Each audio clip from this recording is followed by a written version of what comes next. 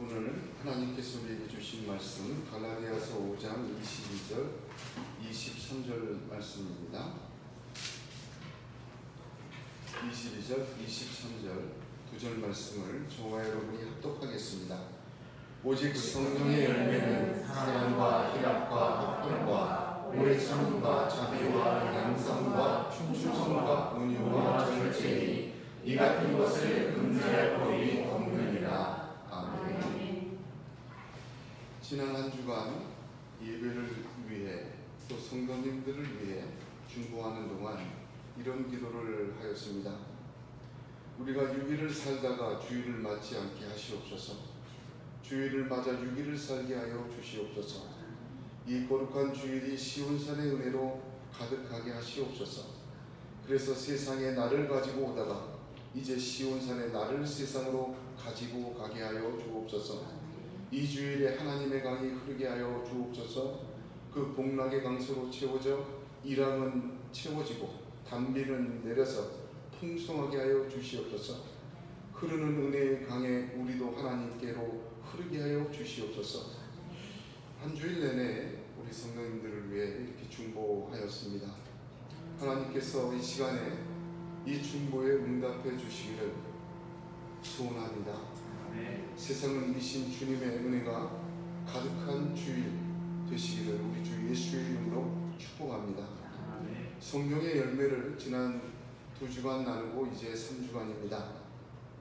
이렇게 자세하게 나누게 인도하신 하나님께 감사와 영광을 돌립니다. 이렇게 깊게 보게 하실 때는 하나님께서 그 깊게 보게 하시는 뜻이 있습니다. 우리 모두가 하나님의 나라를 유업 이을 자에서 유업 이은 자가 되게 하시려는 하나님의 놀라운 또 아주 강력한 뜻이 있음을 저와 여러분이 깨달아야 될 것입니다. 복인자 되기를 하나님은 원하십니다. 그래서 이렇게까지 말씀의 우물에서 진리의 생수를 깊이 깊게 하신 하나님을 찬양합니다. 하나님께서는 예레미야 선지자를 통하여 이같이 말씀하셨습니다. 가서 예루살렘의 귀에 외칠지라. 여호와께서 이와 같이 말씀하시기를 내가 너를 위하여 내 청년의 때의 인애와 내 신혼의 때의 사랑을 기억하노니 곧 씨 뿌리지 못하는 땅 그 광야에서 나를 따랐음이니라. 예레미야 2장 2절 말씀입니다. 하나님은 기억하십니다. 씨 뿌리지 못하는 땅, 그 죽을 것 같은 광야에서 나를 따른 것 하나님 잊지 않으십니다. 현실은 어렵고 소망조차 가질 수 없는 상태에서도 하나님을 사랑하시기 바랍니다. 그때 하나님을 배반하면 안 돼요. 좌절하면 안 돼요. 그때도 믿음으로 살아야 됩니다. 그렇게 광야에서, 그렇게 씨 뿌리지 못하는 땅에서, 그렇게 어려운 곳에서 하나님께 맡기고 하나님만 따르십시오. 말씀대로만 사십시오. 하나님의 지혜입니다. 성령님이 주인 되셔서 나를 다스리기를 간구하며 그 한 치 앞도 보지 못하는 곳에서 오직 믿음으로 살 때 하나님이 그것을 의로 여기실 줄로 믿으시길 바랍니다. 아멘. 그렇게 역사해 주시기를 주 예수의 이름으로 축복합니다. 아멘. 오늘 세 번째는 23절 후반부를 함께 나누겠습니다. 이와 같은 것을 금지할 법이 없느니라입니다. 성령의 9가지 열매의 결론입니다. 결론치고는 참 애매하죠? 그런데 이 말씀을 깊이 묵상하고 깊이 파다 보면 정말 하나님의 지혜가 놀랍습니다. 이는 5장 전체의 결론이기도 합니다. 5장 1절을 한번 보시기 바랍니다. 5장 1절 함께 읽겠습니다. 그리스도께서 우리를 자유롭게 하려고 자유를 주셨으니 그러므로 그 안에 서서 사실 종의 영예를 잃지 말라. 이 같은 것을 금지할 법이 없느니라. 이렇게 맺어집니다. 성령의 9가지 열매의 결론이자 5장 전체의 결론이고 이것은 갈라디아서의 결론이기도 합니다. 육체의 일의 결과는 하나님의 나라를 유업으로 받지 못하는 것이었습니다. 그것과 대조하여 오늘 우리에게 주시는 결론입니다. 그러므로 성령이 주인 되셔서 나를 통해 성령의 열매를 맺으십니다. 그 결과는 하나님의 나라를 반드시 유업으로 잊게 하신다는 말씀입니다. 유업을 이을 자가 되게 하시고 이제 이은 자로 세우시는 성령의 역사는 9가지 열매로 대표적으로 나타납니다. 그 같은 역사를 금지할 어떠한 세력과 법은 존재하지 않는다. 그러므로 성령의 열매 맺으심으로 하나님의 나라는 유업으로 반드시 잊게 된다. 그 선언과 선포입니다. 이와 같은 것을 금지할 법이 없느니라. 이것은 선언이에요. 그래서 선포입니다. 성령이 주인된 삶의 결론입니다. 어떤 것도 막을 수 없다. 하나님의 나라를 유업으로 반드시 잊게 된다. 그런 뜻인 것입니다. 이와 같은 것을 금지할 법이 없느니라를 직역하면 그와 같은 것을 반대할 율법이 없다. 그런 뜻입니다. 얼마나 깊은지 모르겠습니다. 이 결론의 말씀은 3가지로 살펴보는데, 첫 번째는 성령이 주인 되셔야 함을 강조하고 있음을 볼 수 있습니다. 그 말씀은 이와 같은 것에 들어 있습니다. 육체의 일 15가지 위에서 보았지요. 그 결론 부분의 21절을 보면 이와 같은 일을 행하는 자들과 비교해서 봐야 합니다. 이와 같은 것과 이와 같은 일을 행하는 자는 분명한 차이가 있습니다. 이 같은 일을, 그러니까 육체의 일은 의도적으로, 의지적으로 사람이 중심이 되어서 행하는 것을 강조하는 결론이에요. 이와 같은 일을 행하는 자. 그러나 여기 본문에 이와 같은 것이라고 하였습니다. 행하는 자가 없습니다. 우연히 빠진 것 같고 그냥 말한 것 같지만 여기에는 굉장히 중요한 메시지가 들어 있습니다. 성령의 9가지 열매만을 가리킵니다. 성령님이 주인 되어 우리를 통해 맺으시는 9가지 열매만을 가리키는 것입니다. 만약 육체의 일의 결론처럼 위와 같이 이 같은 것을 행하는 자들이라고 말하였다면 이 9가지 열매는 우리가 주체가 되어 성령님을 조력자로 하여 맺어가는 나의 열매로 착각할 수 있기 때문입니다. 따라서 이와 같은 것이라는 표현에는 행하는 사람이 빠져 있습니다. 이것은 무엇을 강조하는 의미냐면 성령님이 주체가 됨을 강조한 표현입니다. 이 차이가 이해가 되십니까? 성경은 한자를 써도 하나님의 지혜가 들어있어 아주 정밀하게 구분하여 가르쳐주고 있습니다. 결론적 부분에서 제일 첫 번째 우리가 잃지 말아야 될 것은 성령님이 나의 주인 되심을 잃지 말아야 됩니다. 굉장히 중요합니다. 사람은 이라고 하다가 보니까 제 일이에요. 그래서 저는 언제나 하나님이 나의 통치자요, 나의 전부요, 나의 왕이시라고 고백하면서도 저도 모르게 제 뜻과 제 힘과 제 능과 나의 꾀로 하나님의 지혜와 하나님의 눈을 앞설 때가 사실 많습니다. 먼저 탁 만나면 기도하고 탁 그렇게 신령하게 살아야 되는데 부딪히면 그냥 어떻게 내가 해보려고 내가 경험했던 걸로 내 생각대로 그렇게 덤벼드는 경우가 사실 제가 많습니다. 언제나 성령님이 나의 주체가 되심을 잃지 않는 것 굉장히 어렵습니다. 날마다 주님 앞에서 초서 복종하고 무릎 꿇고 기도하지 않으면 이거 어려워요. 그래서 이런 기도를 하게 됩니다. 시편 131편 1절과 2절입니다. 여호와여, 내 마음이 교만치 아니하고 내 눈이 높지 아니하오며 내가 큰 일과 미치지 못할 기이한 일을 힘쓰지 아니하나이다.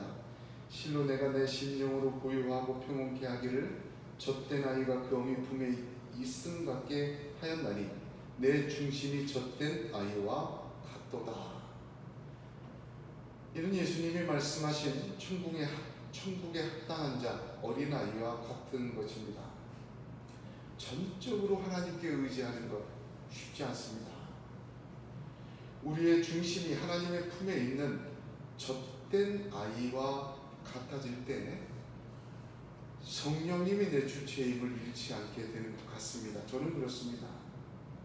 예수님의 시험을 누가복음을 중심으로 보면 세 곳의 장소에서 이루어진 것을 알게 됩니다.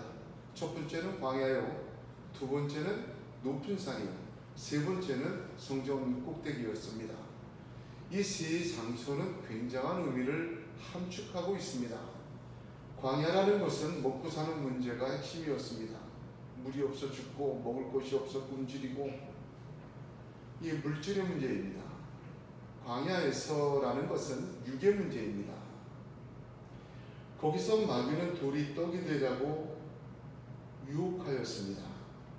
이 말은 돌이 떡이 되게 하라는 것보다 이 광야 같은 삶 속에서 네가 네 힘으로 하나님 없이 네가 주인 되어 뭐 좀 해보라는 것입니다.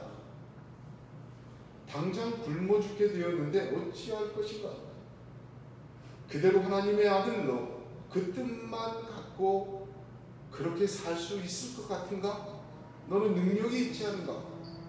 지금 네가 네 주인이 되어 너의 필요를 네가 채워라. 너는 그럴 수 있다. 네가 내 삶의 주인이다. 그 음성입니다. 두 번째는 높은 산입니다. 높은 산은 순식간에 세상 영광을 다 볼 수 있는 곳이었습니다. 거기서 모든 권위와 그 영광을 내게 준다 약속했습니다. 권력과 힘과 부귀와 영광의 자리입니다. 어쩌면 신명기 6장에서 성경 공부할 때 우리가 배운 것처럼 하나님이 주신 복을 복답게 누리지 않으면 그 복이 올무가 된다고 하였습니다. 가나안 땅은 약속의 땅입니다. 젖과 꿀이 흐르는 땅입니다. 그러나 들어가서 하나님을 잊게 되면 그 땅은 우상이 판치는 땅이요, 이단의 사람들이 판치는 땅이요, 죽음의 땅입니다. 실제로 이스라엘의 역사가 그것을 우리에게 보여주었습니다. 이 높은 곳은 세상을 볼 수 있는 지식과 지혜의 자리이기도 합니다. 혼의 자리입니다. 이 세상에서 왕처럼 살 수 있는 곳입니다. 여기에서의 시험은 절하라는 것입니다. 자기가 주인 되어 자기를 위하여 마귀에게도 절을 하라는 것입니다. 하나님을 여러 신 가운데 하나로 같이 취급하는 것입니다. 하나님만 섬기는 것이 아니라 하나님도 섬기고 내 영광을 위해 마귀도 섬기고 가능한 모든 것을 다 섬겨서 내 땅의 영광과 부귀를 유지하고 누리라는 이야기입니다. 이것 역시 자기가 주인다라는 이야기입니다. 그러나 예수님은 주 너희 하나님께 경배하고 다만 그를 섬기라. 경배는 하나님 한 분에게만 해야 합니다. 오직 주인은 한 분이십니다. 내가 주인됨을 시도하지 않으십니다. 그 영광에도 주님은 꿈쩍하지 않으시고 하나님만 경배하십니다. 마지막으로 세 번째는 성전 꼭대기입니다. 영적인 것입니다. 신앙적으로 믿음으로 성전 꼭대기에 이를 정도로 신령하게 되었을 때 마귀의 시험이 찾아옵니다. 은혜가 넘치고 믿음이 넘치고 정말 누가 봐도 신령한 하나님의 도장을 받은 사람과 같은 사람, 보니까 성전을 뛰어넘어 성전 꼭대기에 서 있는 것과 같은 사람, 그때 마귀는 말씀을 사용하라고 합니다. 네가 말씀의 주인 되어 기록된 하나님의 말씀을 써먹어라. 그 말씀을 이용해라. 코에 걸고 귀에 걸고 내 생각과 내 뜻과 네가 주인 되어 말씀을 통해 내 뜻을 펼쳐라. 유혹합니다. 뛰어내려가라. 하나님이 네 발을 돌에 부딪히지 않게 하신다고 안 했냐?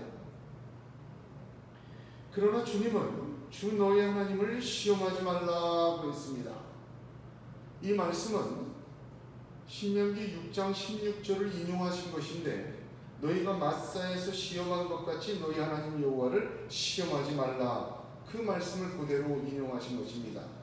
신명기 6장 16절은 출애굽기 17장의 사건을 이야기한 것입니다. 출애굽기 17장에는 이스라엘 백성이 출애굽해서 광야 르비딤이라는 곳에 도착합니다. 그것은 마사라는 동일 지역이었습니다.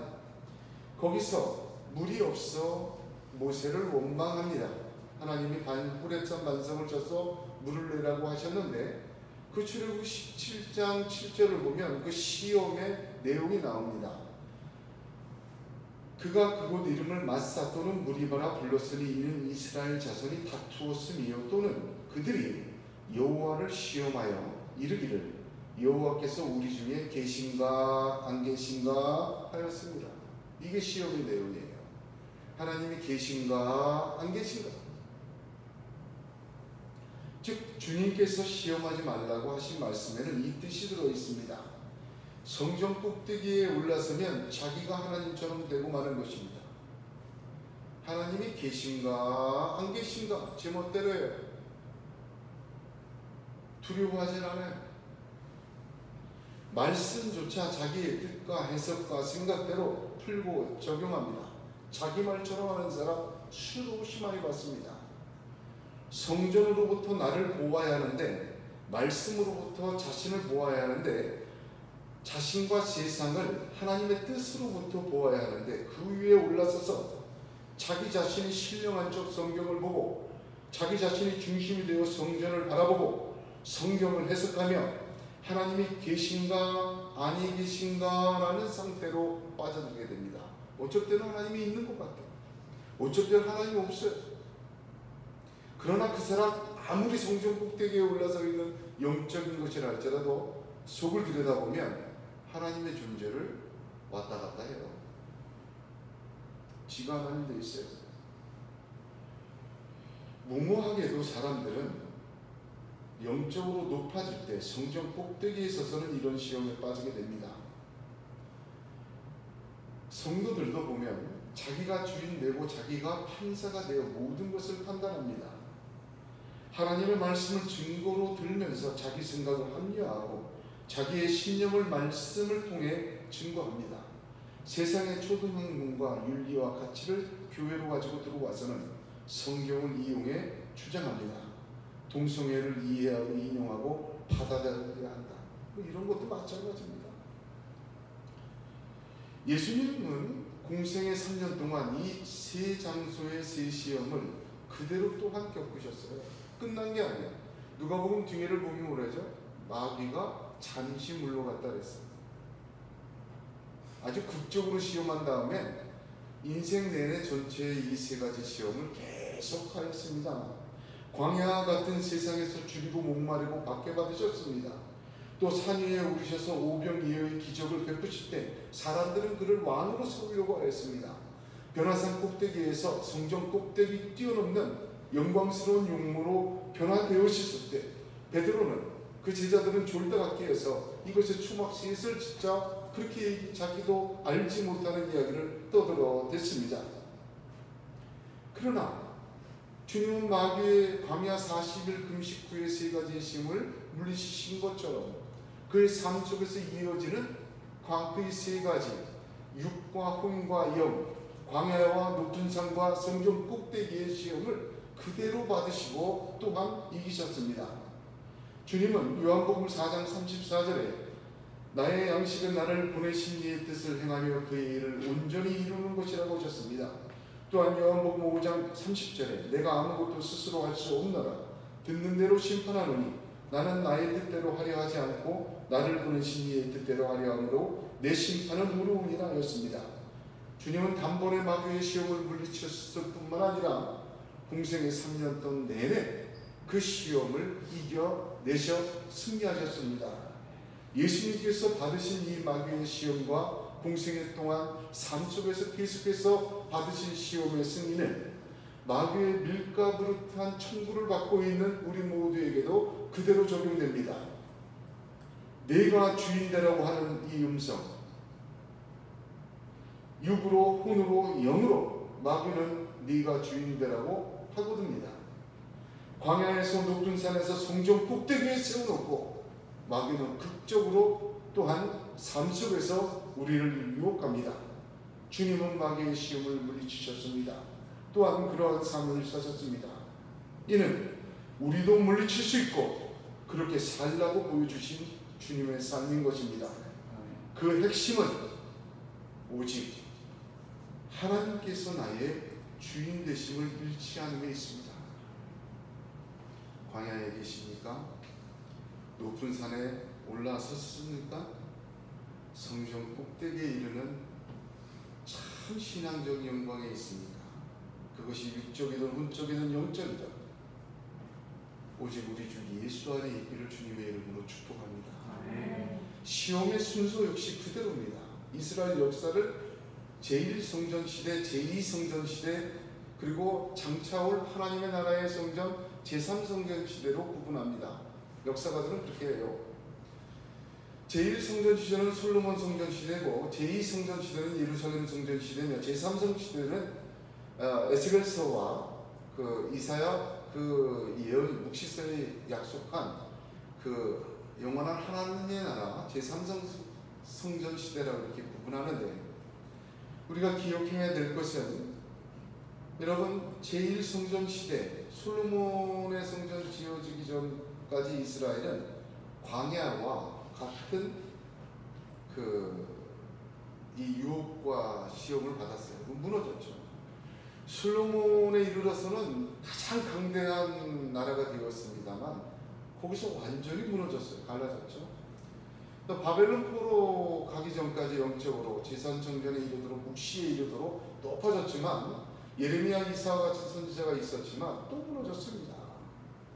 역사도 그렇게 진행이 되었고 예수님의 공생애도 그렇게 진행이 되었고, 우리를 밀가부르듯 청구하는 마귀의 시험은 우리에게도 그렇게 다가옵니다. 오직 성령이 주인 되셔야 합니다. 거기에 가장 중요한 첫 결론이 있습니다. 성령의 9가지 열매에 집중하지 마세요. 그 9가지를 맺게 하시는 성령님에게 집중해야 합니다. 그분이 나의 주인됨을 놓치지 말아야 합니다. 이것을 잃으면 광야에 있던 높은 산에 있던 성전 꼭대기에 있던 무너집니다. 오직 성령님이 나의 주인 되심을 잃지 않고 간직하는 성도님들이 되시기를 바랍니다. 두 번째로 이 결론적 말씀의 중요한 것은 금지당하지 말라. 이와 같은 것을 금지할 법이 없다는데, 두 번째는 금지당하지 말라입니다. 금지하다는 말은 헬라어로 카타인데 이는 전치사입니다. 이것은 17절을 보시면 육체의 소욕은 성령을 거스르고 성령은 육체를 거스른다 할 때 거스른다라는 말과 동의어입니다. 여기서는 금지하다라고 번역했지만 17절에는 거스른다라고 번역한 것입니다. 17절을 강의할 때 기억하실지 모르겠지만 17절 중하반에 너희가 원하는 것을 하지 못하게 하려 함이라, 이 강의할 때 기억나십니까? 너희가 원하는 것, 즉 네가 주인 되어서 네가 원하는 것을 하려고 할 때 성령은 육체를 거스르고 육체는 성령을 거스른다. 그러나 성령이 주인 되어 너에게 9가지 열매를 맺을 때 금지할 법이 없느니라, 이렇게 연결이 되는 겁니다. 내가 주인 되었을 땐 성령으로 살려도 육체가 막 거슬려요. 내가 주인 되었을 때는 육체로 살려도 성령이 자꾸 찔러요. 그러지 마라. 그러니까 오호라 나는 공고한 자예요. 이러지도 못하고 저러지도 못하고 하나님의 뜻도 이루지 못하고 성령대로도 못 살고 날마다 눈물을 흘리고 어쩔 때는 죄악에 몸부림치고 어쩔 때는 육체에 탐닉하고 그렇게 산다는 거예요. 왜? 내가 원하는 것을 하지 못하게 하기 위해. 내가 주인 되었을 때. 그러나 성령이 주인 되었을 때 금지할 것이 없어요. 이해가 되십니까? 성령이 나의 주인 되시면 거스르는 것이 없어요. 그 얘기입니다. 존 스토트 목사님은 이 부분을 강의할 때 이렇게 얘기했습니다. 내가 하고자 하는 것을 나는 할 수 없다는 비극적인 고백이 그리스도인의 내적 도덕적 갈등에 대한 최종적 발언인가? 기독교가 제시하는 것이 계속적인 패배의 경험뿐인가? 실로 그렇지 않다. 저 동의합니다. 우리는 금지당에 왔습니다.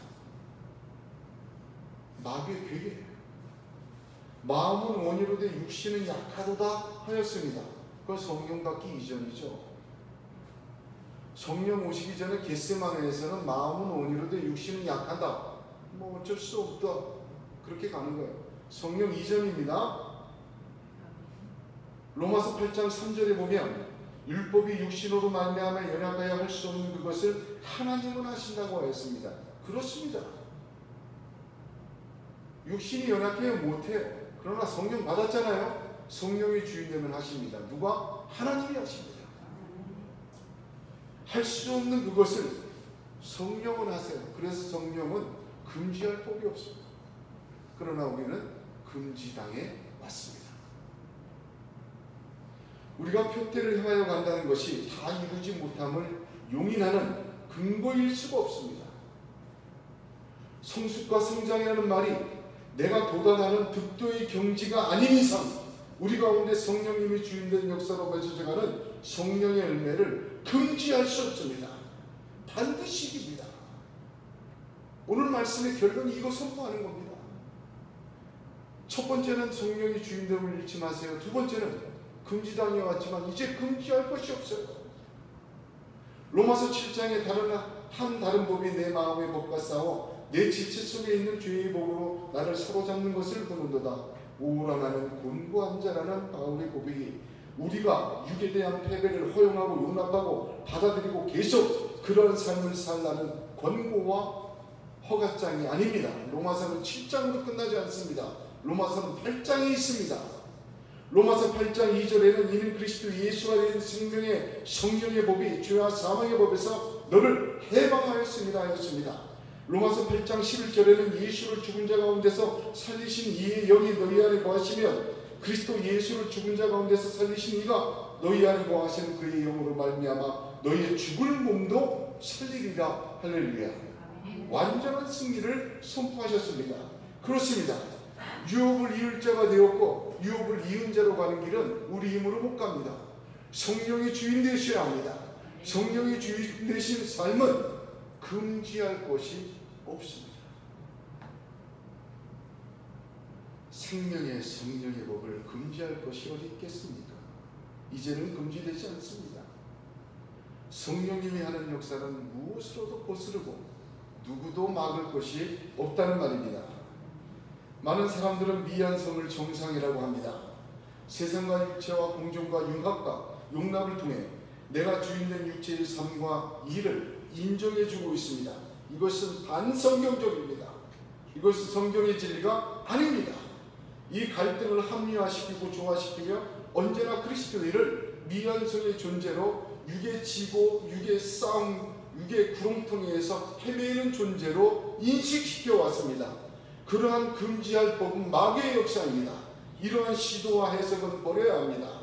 이것을 조화시켜주고 이것을 긍정시켜주고 이 속에 있는 성도들을 그것이 어쩔 수 없다라고 용납해주는 그러한 사탕 발림은 마귀의 역사입니다.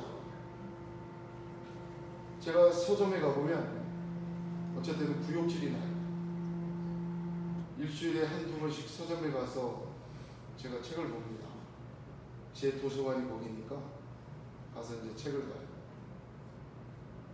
어쨌든 좀 눈치가 보이기 위해서 뭐 한 권 사기도 하는데 책들 나온 거 보면 큰일 났습니다.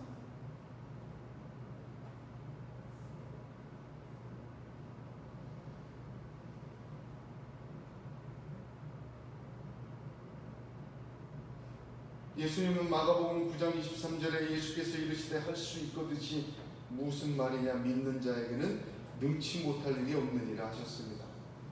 이 말씀들어요. 이 구절의 주어가 누구입니까? 믿는 자입니까? 예수입니까? 예수입니다. 믿는 자에게는 능치 못할 일이 없다는 말의 주어는 예수 그리스도지 믿는 자가 아니에요. 이 헬라어 원문도 즉 예수님을 믿어 그 안에 거하는 자에게 예수님께서 그에게 능치 못할 일이 없다는 뜻입니다. 그 사람이 뭐든지 할 수 있다는 뜻이 아니에요. 믿음 안에 딱 머물러 있으면 예수께서 그 안에 능치 못할 일이 없는 거예요. 예수의 어머니 마리아는 천의 잉태 고지에 대저 하나님의 모든 말씀은 능치 못하심이 없다 고백하였습니다. 예레미야 선지자를 통하여서도 예레미야 32장 27절에 나는 여호와의 모든 육체의 하나님이라 내게 능치 못한 일이 있겠느냐 하셨습니다. 그렇습니다. 나는 미완성입니다. 나는 마음이 원이지만 육신이 약합니다. 나는 아직 이루었다함도 아니여 표대를 향하는 가는 것이 맞습니다. 그러나 성령님이 주인된 나는 금지할 것이 없습니다. 성령님이 주인된 나는 거스를 것이 없습니다. 지금까지 금지당해 왔습니다. 성령 없는 성령이 주인되지 못한 삶은 그렇습니다. 그러나 성령님이 주인되심으로 전혀 금지할 것이 없어졌습니다. 지금 여기서 그 풍성한 하나님의 열매를 맺어가는 것이 하나님의 뜻이요 그 길을 여신 것이 우리 주 예수 그리스도의 십자가의 부활이며 보혜사 성령님이십니다. 그런 사람 다 되시기를 주님의 이름으로 축복합니다. 아멘. 세 번째로 이 결론은 새로운 법으로 살라는 것입니다.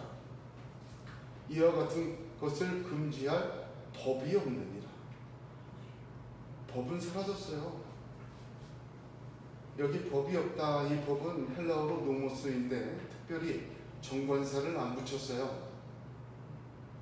정관사를 붙이면 모세의 율법, 그 성경이 말하는 토라, 그 율법들을 얘기해요. 그러나 정관사를 안 붙이면 범위가 확대됩니다. 규칙도 다 들어와요. 세상의 규칙, 어떠한 그 포괄적인 말이에요. 도덕, 불문율, 윤리 다 포함하는 거예요. 그러니까 법이 없느니라 이 말은 무슨 뜻이냐면 율법만을 뜻하는 게 아니라 세상의 이치, 세상의 법뿐만 아니라 세상이 좋다 하는 도덕과 윤리, 또 성경의 율법 다 포함한 말이 이 법이에요. 법이 없느니라. 성령이 주인된 법은 새로운 법이에요. 그것을 금지하고 거스를 어떠한 법도 존재하지 않습니다. 그러므로 새로운 법으로 사시기를 바랍니다. 이게 결론입니다.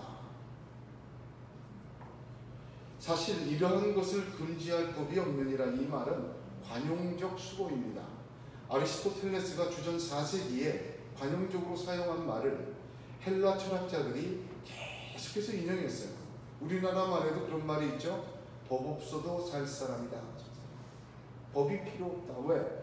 상당히 높은 도덕적 경지에 이르고 상당히 높은 어떤 품성적 경지에 이른 사람을 법 없이 살 수 있다 이렇게 얘기한 것처럼 아리스토텔레스는 이와 같은 것을 금지할 법이 없다라는 표현을 통해서 가장 이상적이고 최고의 경지에 이른 도덕적인 사람을 이렇게 표현하였습니다. 외부적인 어떠한 세력이나 권위와 힘과 이치와 윤리와 통치와 어떠한 법도 이 성령의 통치와 역사를 거스릴 수 없습니다. 성령을 따라 살고 성령이 주인 되셔서 이 땅을 사는 자의 삶은 이 세상의 어떠한 세력과 이치와 법으로도 막을 수가 없습니다. 완전한 승리를 약속하신 거예요. 율법도 세상의 법도 도덕과 윤리도 어떠한 규칙도 뛰어넘는 가장 고귀한 삶의 길을 우리에게 보여주신 것입니다. 이는 전혀 새로운 것입니다.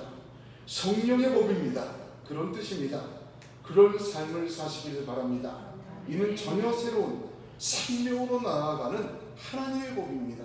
새 언약의 법이요 새 생명의 길인 것입니다. 누가복음 15장을 보면 우리가 흔히 돌아온 탕자의 비유라고 하는 예수님의 가르침이 들어있습니다. 누가복음 15장은 어떤 학자가 하나님의 마음을 들여다보는 창문 같다 그렇게 얘기했습니다.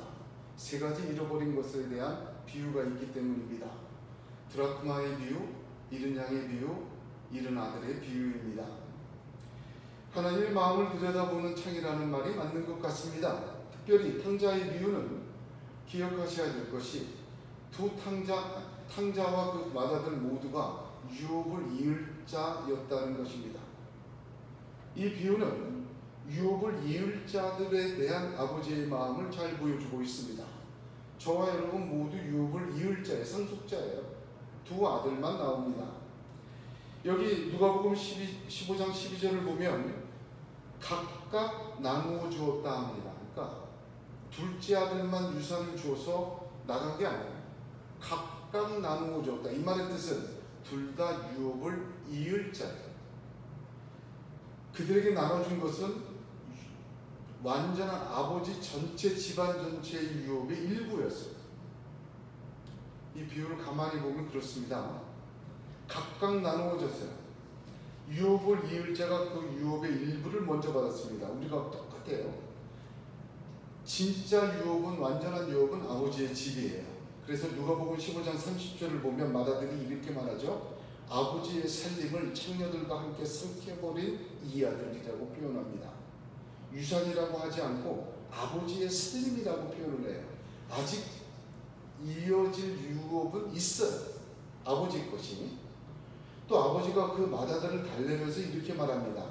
아버지가 이르되 예 너는 항상 나와 함께 있으니 내 것이 내 것이로되. 아직 그것이 이어지진 않아. 전부가 항상 나와 함께 그것을 내 것 전체를 누리는 게 유업을 잇는 거예요. 근데 각각 일부를 먼저 나눠줬어요. 둘째 아들은 아버지의 살림 일부, 유업 일자가 된 사람으로 조금 나눠받은 것을 가지고 스스로 이임자 되기를 포기한 사람이에요. 조금 미리 먼저 받은 것 가지고 육으로 호랑방탕하게 산 사람이에요. 맏아들은 어떻습니까? 그 유업을 가지고 29절을 보면 밭에 가 있다가 돌아왔다. 자기가 나누어준 걸 가지고 열심히 살았어요. 그날도 밭에 갔다 왔어요. 자기 밭에. 아버지의 밭은 종들이 하죠. 자기 밭에 자기가 갔다 온 거예요. 각각 나눠준 걸 가지고 자기 밭에 갔다 온 거예요. 내가 여러 해 아버지를 섬겨 명을 어김없이 얻건을 이렇게 표현합니다. 그것 자기 나눠간 거 갖고 일하고 하나님을 섬기고 하나님의 명을 어김없이 순종해 왔어요. 자기가 받은 유업을 일군 사람이고 그 유업을 가지고 아버지 하나님을 섬기고 그 명을 순종하며 살아왔습니다. 근데 이 맏아들 유업이 뭔지 모르는 자였어요. 생명의 성령의 법이 없는 자입니다. 그래서 누가복음 15장 돌아온 탕자의 비유를 통해 유업을 이을 자는 단 두 종류밖에 없음을 보게 됩니다. 하나는 한마디로 우리가 쉽게 얘기해서 잃어버리고 나서야 귀한 줄 아는 사람. 또 한 사람은 가지고 있어도 그거 귀한 줄 알아보지 못하는 사람. 두 종류라고 성경은 가르쳐주고 있는 겁니다. 둘 다 사실 유업을 잃어버린 사람이 있기가 어려운 사람이에요. 근데 아쉽게도 말이죠. 이 비유의 결론이 없습니다. 돌아온 탕자가 잔치를 베풀고 맏아들이 화를 냈지만 그 이후에 어떻게 되는지 결론은 없어요. 왜 없습니까? 그게 중요한 게 아니라 아버지 마음이 중요한 것이기 때문에 그렇습니다. 사실 맏아들은 요한계시록 3장 17절처럼 네가 말하기를 나는 부자라 부유하여 부족한 것이 없다 하나 네 곤고한 것과 가련한 것과 가난한 것과 눈먼 것과 벌거벗은 것을 알지 못하는다 하는도다 한 자입니다. 명을 따르고 섬겼지만 아버지의 마음을 모르고 적당히 뜨거울 필요도 없고 차가울 필요도 없이 미지근하게 믿는 사람들, 그 유업을 가지고도 유업 없는 자처럼 산 사람이 맏아들입니다. 탕자는 말할 것도 없이 거짓골이 되어서야 자기가 받은 유업이 귀한 줄 깨달은 사람이에요. 매맞고 돌아오는 사람, 유업을 잃어버리고 돌아온 사람. 우리는 어떤 사람입니까? 이 둘 중에 하나라고 성경은 가르쳐주고 있는데 이미 거짓골이 되었습니까? 잃어보셨습니까? 아니면 갖고 있는데 그 가치를 모르고 있습니까? 어떤 사람입니까? 나는 이렇게 살고 있는데 지 멋대로 예수 믿으면서 막 사는 것 안 쫓아내는 하나님을 원망한 적은 없습니까? 번개로 그냥 싹 쓸어버리시지. 아버지 마음은 두 아들 모두에게 화를 내지 않습니다. 지 멋대로 질러대고 육으로 사는 아들 스스로 돌이켜 돌아오기를 기다리시며 맞으십니다. 나름 아버지 집에서 산다고 자부하는 그 마다들의 분노조차 꾸짖지 아니하시고 유업의 실제를 보여주시고 깨닫게 하여 주십니다. 저와 여러분이 둘째 아들이든 첫째 아들이든 이 하나님의 마음을 알고 오늘 하나님께서 우리가 받은 유업이 어떤 것인지 깨닫게 하기를 원합니다. 그래서 유업을 잊게 하시기를 주의 이름으로 축복합니다. 성령님의 주인 되심과 그 역사만이 우리로 하여금 그 아버지 집의 이은자로 세워지게 하십니다. 성령님의 주인 되심을 잃지 않는 것, 젖대 나이와 같은 평안함 없으면 거의 불가능해요. 항상 그렇게 기도해야 합니다. 아버지의 뜻대로, 아버지의 마음과 아버지의 사랑대로 아버지는 그 두 아들을 다 이끄십니다. 어떤 지경에 있든지 성령님이 주인 되시면 성령님이 인도하십니다. 그 9가지 열매가 다 맺어지게 하시는 것입니다. 이와 같은 하나님의 역사는 금지할 것이 없습니다. 금지당에 온 것을 이제 벗어던져야 합니다. 새로운 법으로 사시기 바랍니다. 세상의 그 어떠한 세력과 이치와 법과 힘도 거스를 수 없는 하나님의 역사가 저와 여러분의 삶에 나타날 줄로 믿으시기 바랍니다. 이 위대한 하나님의 계획과 섭리가 성도님들과 성도님들의 삶 속에, 저희 삶 속에 풍성히 열려서 하나님의 거룩한 역사 이루어지기를 우리 주님의 이름으로 축복합니다. 기도하겠습니다.